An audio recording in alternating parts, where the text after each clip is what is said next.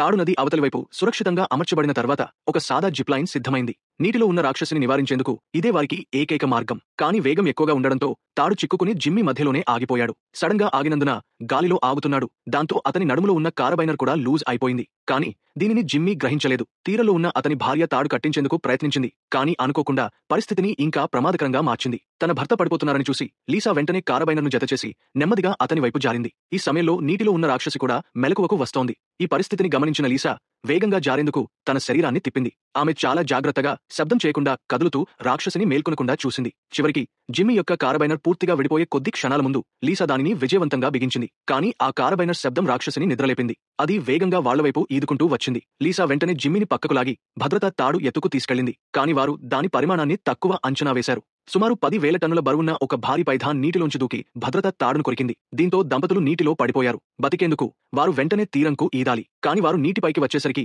Python వారి వెనకాలే ఉంది. ఆ సమయంలో తీరంలో ఉన్నవారి మిత్రుడు ఒక గన్పౌడర్ తుపాకీ తీసి పైథాన్ కన్నుపై కాల్చాడు. అది తాత్కాలికంగా దాన్ని వెనక్కి నెట్టింది. ఈ అవకాశాన్ని ఉపయోగించుకుని జిమ్మీ మరియు లీసా నీటిని ఈదుకుంటూ తీరానికి చేరుకుని వారి మిత్రులతో తిరిగి కలుసుకున్నారు. కానీ ఇంకా వారు ఊపిరి పీల్చలేదు. ఎందుకంటే ఆ తుపాకీ గాయం పైథాన్కు తక్కువ గాయం మాత్రమే. అది వెంటనే నీటి నుండి బయటకి వచ్చి మళ్లీ వారిని వెంటాడింది. వారి ముందు యుద్ధ సమయంలో నిర్మించిన ఒక షెల్టర్ కనిపించింది. చివరికి పైథాన్ వారిని తాకే 1 సెకను ముందు వారు ఆ షెల్టర్లోకి పారిపోయారు.